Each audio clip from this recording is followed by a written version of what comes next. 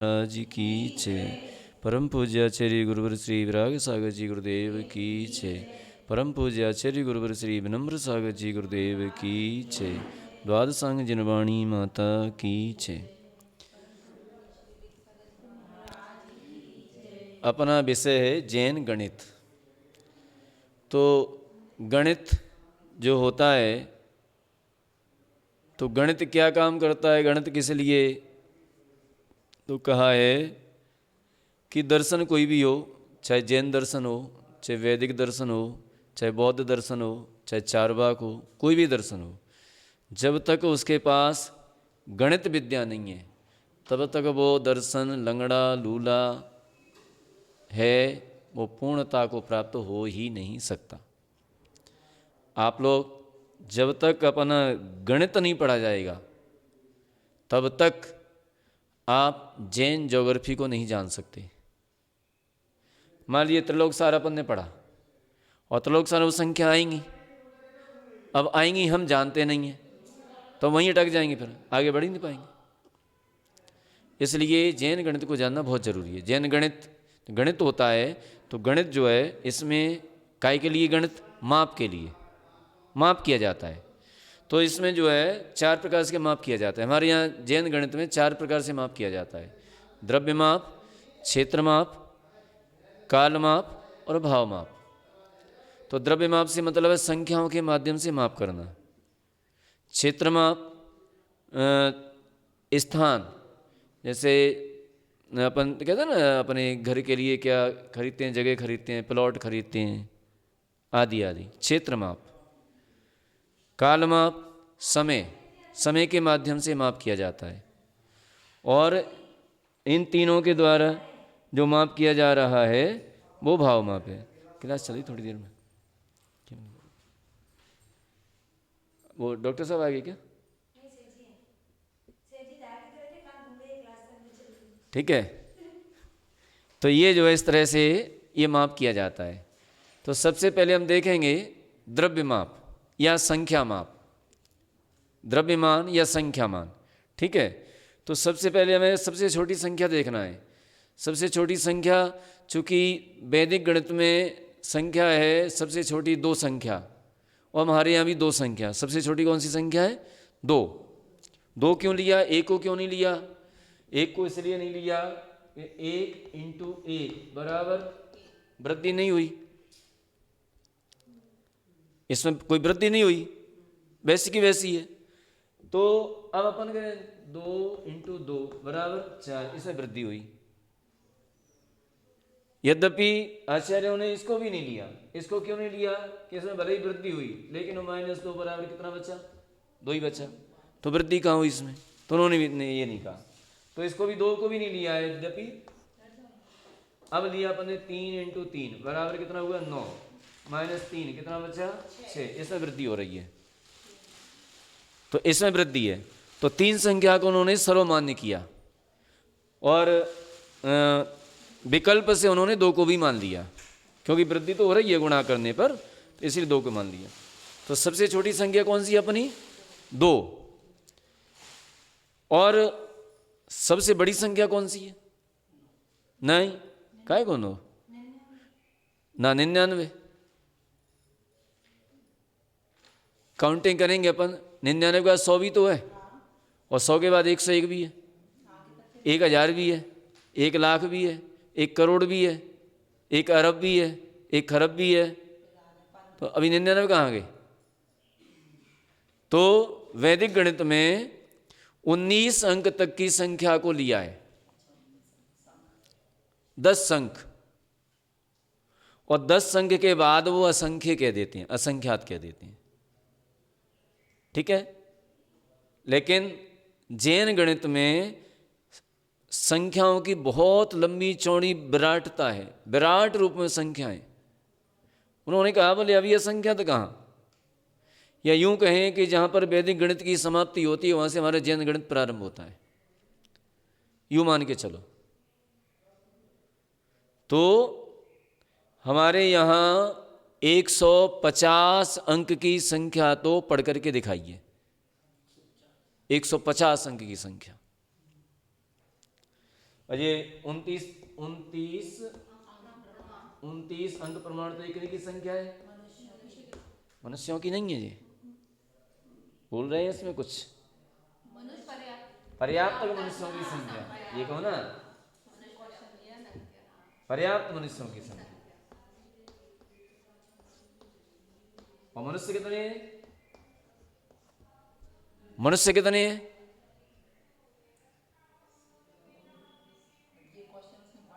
देखो, ये हो गया विशेष, मनुष्य हो गया सामान्य।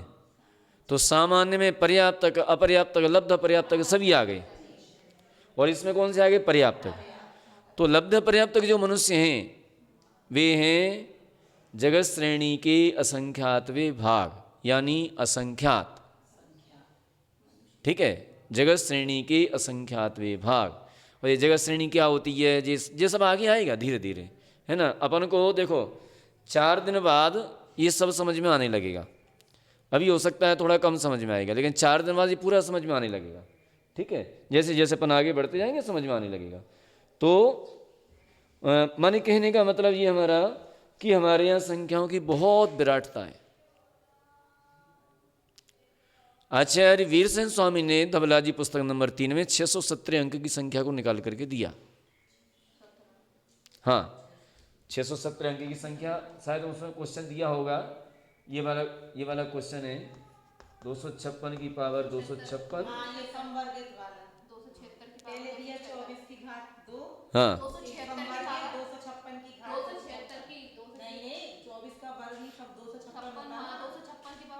24 का वर्ग कितना है? 24 का वर्ग ही नहीं 200। हाँ, ये तो 16 का वर्ग है। ये तो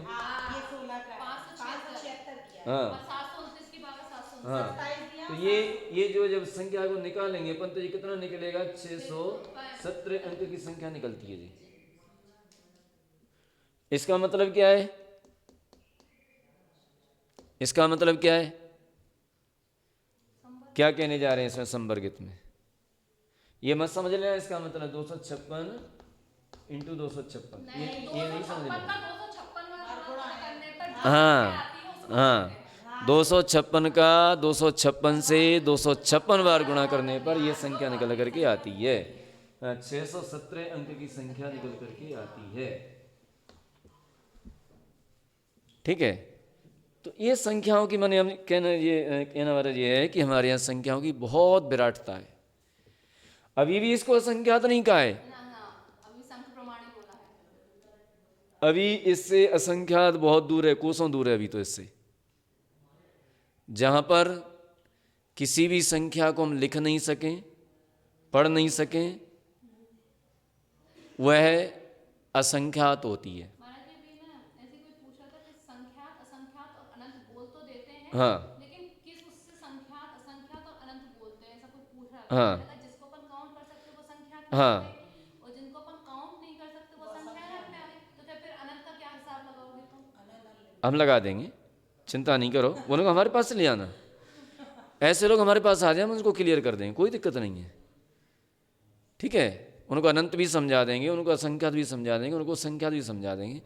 दूसरी परिभाषा अपन देखेंगे कि जितनी संख्या को हमारा मति ज्ञान और श्रुत ज्ञान जानता है, चाहे वो लिख के जाने, चाहे पढ़ के जाने, चाहे किससे भी जाने, जितनी संख्याओं को हमारा मति ज्ञान और श्रुत ज्ञान लिख सकता है, पढ़ सकता है, वो सब संख्यात हैं, वो सब संख्यात हैं। चाहे भले ये चीज़ तो 617 अंक की है, 1,00,000 अंक की संख्या हो, वो भी संख्यात है, क्योंकि हम लिख रहे हैं मति ज्ञान श्रुत ज्ञान से। और मति ज्ञान श्रुत ज्ञान कोई छोटा मोटा थोड़ा ही बहुत जानता है, अपन को थोड़ा है, अपन को तो थोड़ा सा ज्ञान है। लेकिन हमारे जो बड़े बड़े आचार्य हुए और उनसे भी बड़े आचार्य हुए जो श्रुत केवली हुए, तो वो तो बहुत ज़्यादा जानते थे। ठीक है, वो तो बहुत सारा, उनके जो ग्रंथ हैं हम पढ़ करके समझ नहीं पाते और वो लिख करके रख गए। तो ये जो है, जितना हमारा मति ज्ञान और श्रुत ज्ञान जितनी संख्या को जान सकता है, लिख करके पढ़ करके, वह सारी संख्या कैसी है? संख्यात। मति ज्ञान श्रुत ज्ञान से जो ऊपर निकल जाए, जिसको अवधि ज्ञान जानता है, मना परे ज्ञान जानता है, वे सारी संख्याएं असंख्यात। और जो मति ज्ञान, जो क्या नाम है, अवधि ज्ञान और मना परे ज्ञान से भी ऊपर निकल जाएं, केवल ज्ञान का विषय बन जाएं, वे सारी संख्याएं अनंत की श्रेणी में आ जाती हैं। ठीक है, अनंत का मतलब क्या है, असंख्यात का मतलब क्या है, संख्यात का मतलब क्या है, जिसे काउंटिंग कर सकते हैं वो संख्यात है। जो अनकाउंटिंग हो जाए लेकिन धीरे धीरे समाप्त हो जाए, एक एक करके समाप्त हो जाए, वह असंख्यात है। जो संख्या अनंत, अनंत भी दो प्रकार का होता है, एक सक्षय अनंत होता है और एक अक्षय अनंत होता है। जो संख्या जिसमें आय न हो, केवल व्यय व्यय होता जाए, आय न हो, केवल व्यय व्यय होता जाए, फिर भी वो संख्या ज्यों की त्यों बनी रहे, तो वो संख्या कौन सी है, अक्षय अनंत। ठीक है, जो संख्या अवधि ज्ञान और मना परे ज्ञान से परे है लेकिन जिसको धीरे धीरे धीरे धीरे खत्म हो जाए, वह सक्षय अनंत, सक्षय अनंत। और जो संख्या कभी खत्म न हो वो अक्षय अनंत। तो दो प्रकार का ये अनंत हो जाता है। ठीक है, अब आज वो क्या नाम है, वो चौधरी जी पूछ रहे थे, बोले वो सिद्ध भगवान, वो सिद्ध होते जाएंगे तो यहाँ जीवों की संख्या कम हो जाएगी और वहाँ बढ़ जाएंगे। देखिए उसमें हमने एक बहुत अच्छा उदाहरण दिया था कि सिद्ध भगवान अभी तक कितने हैं, सिद्ध जीव कितने हैं, सिद्ध जीव अनंतानंत। कितने हैं, अनंतानंत। कितने समय से हो रहे हैं, कितना समय हो गया, अनंत काल हो गया, है ना, कोई अंत नहीं है, अनंत काल हो गया।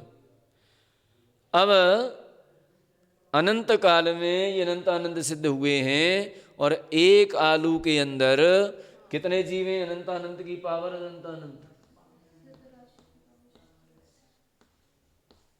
अनंत अनंत, या यूं लिख दें, सिद्ध राशि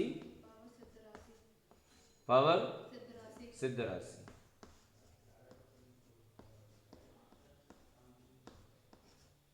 कितना हो जाएगी, माने सिद्ध राशि से सिद्ध राशि को सिद्ध राशि के बराबर गुणा करने पर जो संख्या निकल करके आए उतने जीव तो एक आलू में होते हैं। अब इतने सूक्ष्म होते हैं, इतने छोटे होते हैं कि हमारे ज्ञान से परे हैं, वो हम उन्हें देख नहीं सकते, इतने जीव एक आलू में। तो अभी तक जितने सिद्ध हुए हैं अब इतने अनंत काल में सिद्ध होंगे, ऐसे अनंत काल जितने अभी तक सिद्धों का समय हुआ है, सिद्धों का समय कब से, अनंत अनंत अनादिकाल से। तो अभी तक जितना समय हुआ है ऐसे अनंत समय हो जाएंगे, अनंत अनंत समय हो जाएंगे, तब तक तो एक आलू को नहीं निपट पाएंगे। तो इसी का अंत नहीं आने वाला है, तो एक आलू के जीव भी अंत नहीं आने वाला है कभी। तो ऐसे आलू कितने होंगे, फिर अरबी कितनी होंगी, फिर शकलकंदी कितनी होंगी, तो क्या फर्क पड़ेगा अपन को, क्या पता चलेगा कि कितने जीव चलेंगे, कितने जीव रहेंगे संसार में, है ना। अब दूसरा उदाहरण देखिए, स्वयंभू रमण समुद्र देखा है ना, स्वयंभू रमण समुद्र देखा नहीं है, सुना है, देखा किसी ने नहीं होगा, ठीक है, और देखा होगा पहले अन्य पर्यायों में, इस पर्याय में नहीं देखा है। और लवण समुद्र भी नहीं देखा है, सुना है मात्र। लवण समुद्र 2 लाख योजन का है और स्वयंभू रमण समुद्र पाव राजू का है, एक दिशा में, एक साइड में, और दोनों दिशाओं को मिला लें तो आधा राजू हो जाएगा। ठीक है, तो स्वयंभू रमण समुद्र में से 1 लोटा पानी भर लियाओ और लवण समुद्र में डाल दो, तो कितना पानी कम हुआ स्वयंभू रमण समुद्र में, और इसमें कितना बढ़ गया, दिखाई देगा, उसकी वृद्धि और उसकी हानि दिखाई देगी। 1 लोटा पानी अपन स्वयंभू रमण समुद्र से भर लाए और लवण समुद्र में डाल दिया, तो लवण समुद्र में कितना बढ़ गया है और स्वयंभू रमण समुद्र में कितना कम हुआ है, ये देख लो, कोई फर्क नहीं पड़ेगा। ठीक है, इसी प्रकार से सिद्ध शिला पर कितने भी जीव चले जाएं कोई फर्क नहीं पड़ेगा, और संसार से कितनी भी राशि कम हो जाए कोई फर्क नहीं पड़ेगा, क्योंकि जीव राशि कितनी भरी है। ठीक है, तो इसलिए व्यय होता रहे, आय न हो, तब भी राशि में कोई फर्क नहीं पड़े, वो राशि अनंत अनंत कहलाती। ये अनंत अनंत कोई छोटी मोटी चीज़ थोड़ा ही है जो कि ऐसे ही कह दिएगा अनंत अनंत, ऐसे नहीं। उसको जब सिद्ध करेंगे ना अपन, तब देखो किस तरह से जो है, तो इस तरह से ये जो है काउंटिंग करने के लिए जो हमारे यहाँ जो संख्याएं हैं, तो संख्याओं की व्यापकता ये रहती है। अब अपन चलते हैं सीधे सीधे, अब संख्याओं को देखते हैं। किताब निकाल लीजिए, इसमें चार्ट है, पेज नंबर 903, और ले लीजिए वहाँ से 2 नंबर पुस्तक पीछे रखिए, 2 नंबर लाना, 1 नंबर नहीं लाना। ठीक है, तो इसमें चार्ट दिया हुआ है। संख्या कितने प्रकार की है इसमें? 21 प्रकार की संख्या। एक इधर दे दो। नहीं, हमें तो याद है। हैं? देख लो, पहले से पढ़ा होता तो याद होता।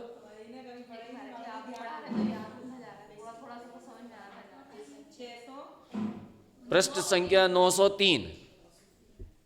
ठीक है, अब जब इस ग्रंथ का काम किया है, इतने बड़े ग्रंथ का, तो या वैसे याद हो जाएगा। ये कम से कम 4-5 बार तो पढ़ा ही होगा हमने, लिखा पढ़ा सब कुछ किया इसमें, तो फिर हैं।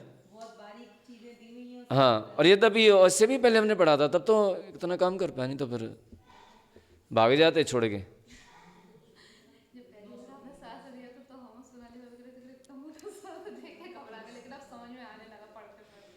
अब इसमें अपन देखेंगे पहले संख्यात, है ना, संख्यात। तो संख्यात कितने प्रकार का है? संख्यात 3 प्रकार का है ना। देखो, 3 प्रकार का संख्यात, 9 प्रकार का असंख्यात और 9 प्रकार का अनंत, तो कुल मिलाकर के कितना हो गया जी? 21। ठीक है, तो संख्यात जो है, संख्यात तो 3 ही प्रकार का तो है। हाँ, संख्या है ये संख्या, इसमें उसमें भेद डाल देना है ना, ये अपन संख्यात की बात कर रहे हैं। तो ये कितने प्रकार का है? 3 प्रकार का। कौन कौन सा 3 प्रकार का? जघन्य, मध्यम और उत्कृष्ट। ये 3 प्रकार का संख्यात कहलाता है ना। अब अपन ने जघन्य कितना लिया था? जघन्य में अपन ने 2।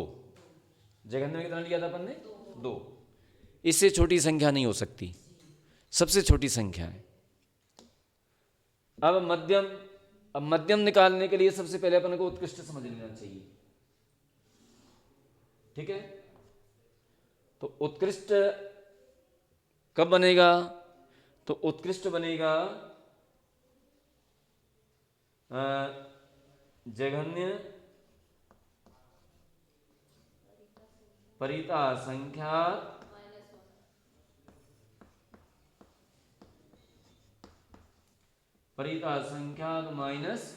-1।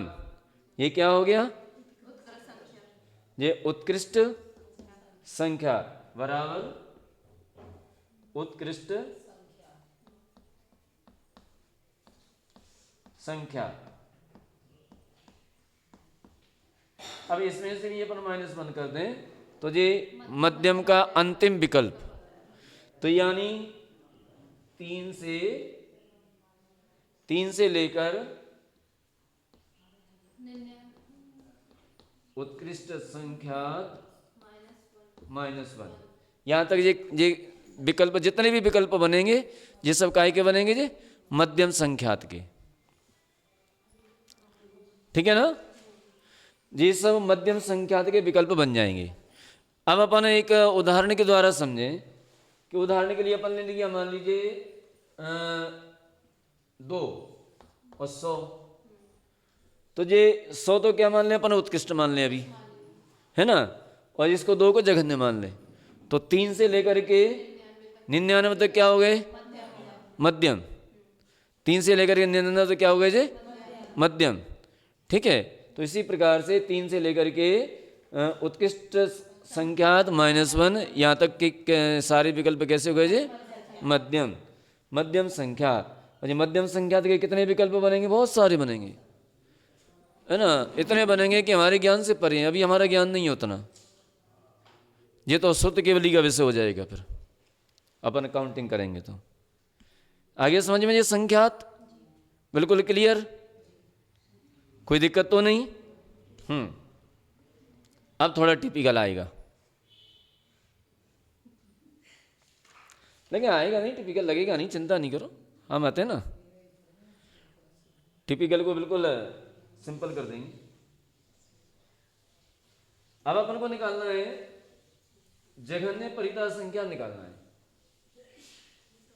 क्या निकालना है, जघन्य परिता संख्यात। बैठो 10 मिनट। तो जघन्य परिता संख्यात निकालने के लिए, चले मत जाना, जघन्य परिता संख्यात निकालने के लिए अपन को क्या करना पड़ेगा कि 4 कुंड बनाना पड़ेंगे। पहले 4 कुंड, ये लिखना है तो लिख लो, नहीं समझ लो इसको, अभी हम उसकी वो दे देंगे आपको कॉपी, सो फिर उसमें से आराम से समझ करके रात्रि में लिखना, समझ में नहीं है फिर हम और समझा देंगे उसको। 4 कुंड बनाए अपन ने, फिर अच्छे से समझ लेना, 4 कुंड बनाए, और 4 कुंड बनाए, एक कुंड का माप है, माने चारों कुंड समान है, बराबर है, तो उनका माप है 1 लाख योजन लंबे, 1 लाख योजन चौड़े और 1000 योजन गहरे, माने जम्बू द्वीप के बराबर। 1 लाख योजन चौड़े, 1000 लाख योजन लंबे और 1000 योजन गहरे, ये 4 कुंड बनाए। एक कुंड का नाम है अनवस्था कुंड, एक का नाम क्या है, अनवस्था कुंड, जिसका कोई अवस्थान नहीं है, बढ़ता रहता है, बढ़ता रहता है। एक कुंड का नाम है सलाका कुंड, एक कुंड का नाम है प्रतिसलाका कुंड, और एक कुंड का नाम है महासलाका कुंड।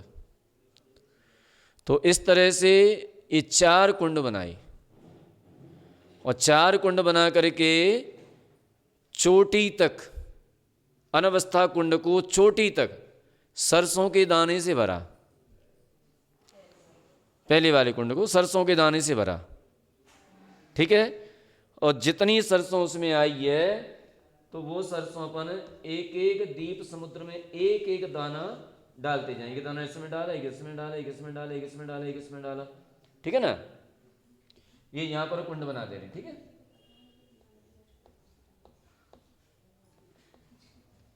ये कुंड बनाए दे रहे अपन,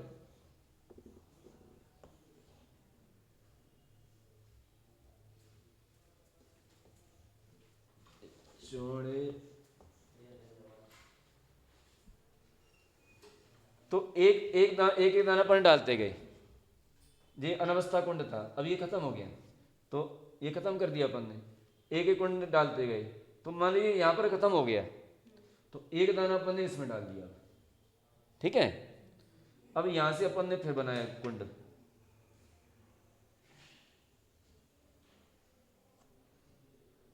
ये कुंड बनाया अपन ने फिर से,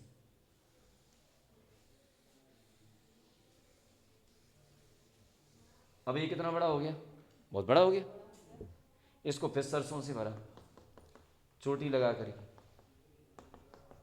ठीक है, चोटी लगा करके सरसों से भरा फिर, और एक एक दाना आगे के दीप समुद्र में डालते गए। मान लीजिए यहां खत्म हो गए, एक दाना फिर इसमें डाल दो, अब इतना बड़ा कुंड बनाओ,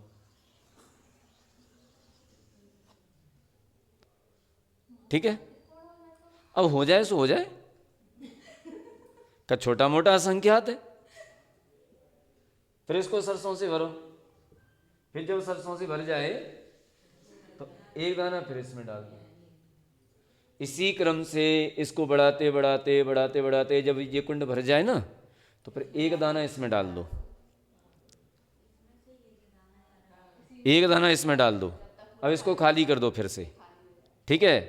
फिर इसी तरह से इसी क्रम से बनाते जाओ, आगे आगे बढ़ता जाएगा वो, एक एक दाना आगे आगे दीप समुद्र में डालते जाओ तो बढ़ता जाएगा। फिर दोबारा भरेगा जी तो फिर दूसरा दाना इसमें डाल दो। फिर जब ये भर जाए पूरा तो फिर एक दाना इसमें डाल दो, ठीक है। फिर वो बढ़ता जाएगा, आगे आगे बढ़ते जाएंगे अपन। फिर दोबारा ये भरो, फिर इसको भरो, फिर ये जब दूसरी बार भर जाए फिर जहाँ दूसरा दाना डाल दो। फिर उसी क्रम से जब तीसरी बार भर जाए फिर तीसरा दाना डाल दो। तो ऐसे करते करते जब जे भी चोटी लगा करके भर जाए, जे भी चोटी लगा करके भर जाए, उस समय जितना बड़ा कुंड बनेगा, जितना बड़ा कुंड बन गया, इसको सरसों से भरो और अपनी बुद्धि से या किसी देव के द्वारा उस सरसों को काउंटिंग करवाओ, उन दानों को काउंटिंग करवाओ। तो जितने दाने, जितने सरसों निकलें उतना बड़ा होता है जघन्य परिता संख्यात। आ गए असंख्यात में आ गए अपन, जघन्य परिता संख्यात। उसमें से -1 करेंगे तो उत्कृष्ट संख्यात, उसमें से और -1 करेंगे तो मध्यम संख्यात का अंतिम विकल्प, ठीक है। आ गया समझ में परिता संख्यात? चलो समझ में तो आ गया, किताब में पढ़ते तो नहीं आता। अब क्या निकालना है अपन को? मध्यम परिता संख्यात निकालना है। उत्कृष्ट और मध्यम परिता संख्यात निकालने से पहले उत्कृष्ट परिता संख्यात निकालो। तो उत्कृष्ट परिता संख्यात निकालने के लिए जघन्य परिता संख्यात की पावर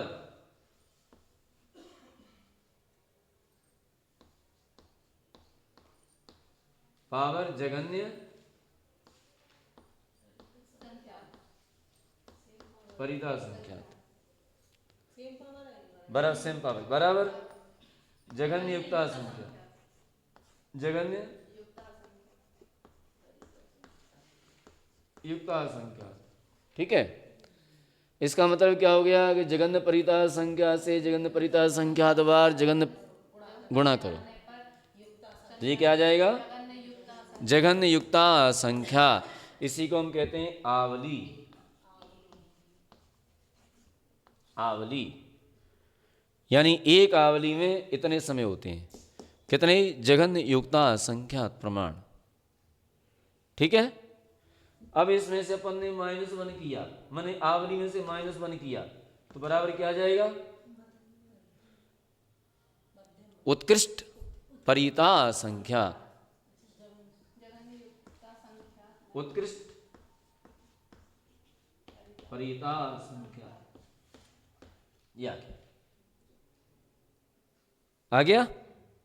अब इसमें से अपन एक और माइनस कर दो तो क्या आ जाएगा? मध्यम परिता संख्यात का अंतिम विकल्प, ये आ गया। समझ में आ रहा है? कोई दिक्कत तो नहीं?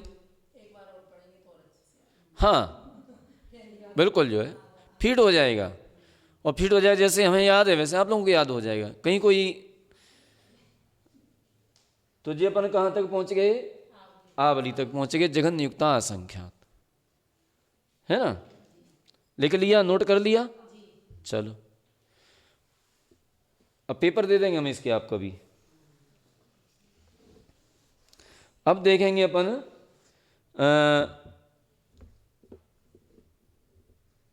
उत्कृष्ट युक्ता संख्यात। तो उत्कृष्ट युक्ता संख्यात निकालने के लिए अपन क्या करेंगे? जघन्य युक्ता संख्यात नहीं, रुक जाओ इतनी जल्दी नहीं करो। जघन्य युक्ता संख्यात का स्क्वायर, जी अच्छा है, जल्दी निपट जाएगा। छोटा सा स्क्वायर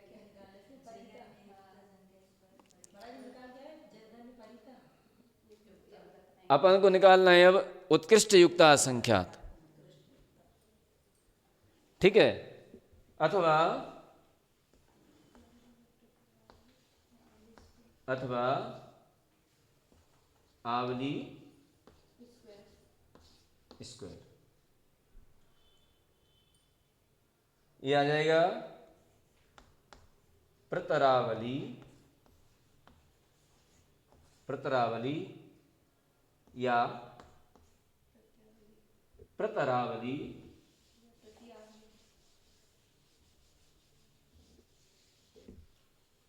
प्रतरावली या जघन्य युक्त असंख्यात का स्क्वायर, जघन्य युक्त असंख्यात का स्क्वायर, हाँ जघन्य असंख्याता असंख्यात, यहां तक आ गए अपन, कहां तक आ गए, जघन्य असंख्याता असंख्यात। जघन्य युक्त असंख्यात माने आवली का स्क्वायर करेंगे तो क्या आ जाएगा, जघन्य असंख्याता असंख्यात आ जाएगा, ठीक है हैं? अब इसमें से -1 कर दो, तो -1 करने पर क्या आ जाएगा, उत्कृष्ट युक्ता असंख्यात, क्या जाएगा, उत्कृष्ट युक्ता असंख्यात।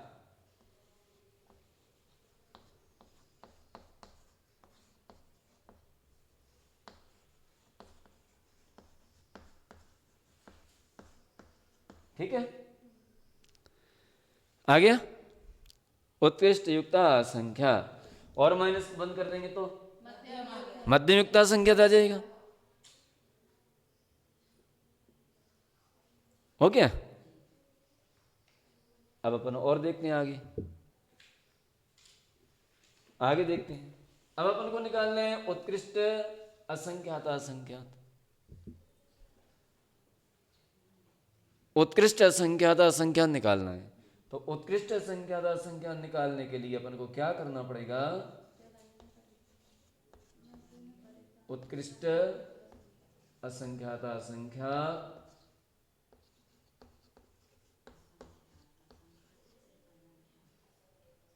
असंख्यात असंख्यात बराबर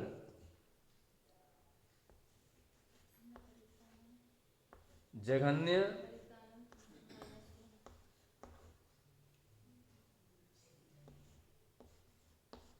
परितानंत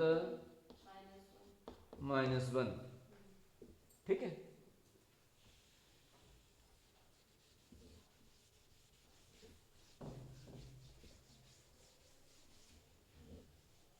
जघन्य परितानंत -1 क्या आ जाएगा,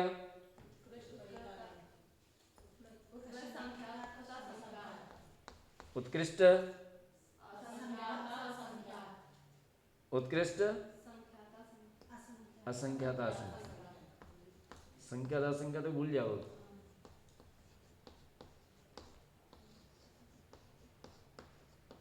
या क्या, इसमें से और -1 कर दें तो मध्यम के भेद आ जाएंगे सारे। अब जघन्य परिता संख्यात कैसे निकलेगा, ये कल निकालेंगे, आज नहीं। अरे इतनी संख्या निकले आई, 9 और 3 12 संख्या बता दी हमने, और 9 ही तो रह गई है, वो कल बताएंगे, लेकिन उसमें सिर दर्द होने लगेगा थोड़ा सा, लेकिन नहीं होगा, अकेले पढ़ते तो जरूर होने लगता, नहीं होगा, हम बता देंगे, सारा समझा देंगे, और एक एक चीज़ समझा देंगे ना, जहाँ समझ में ना आए दोबारा बता देना, दोबारा पूछें, और एक बार फीड हो गई जी फिर तो कोई दिक्कत नहीं है।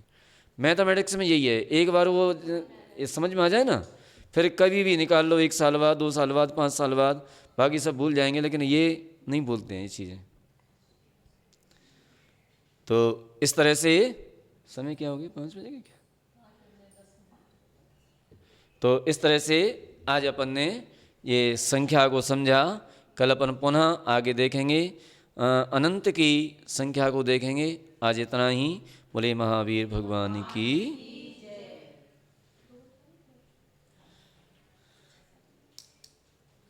जा वाणी के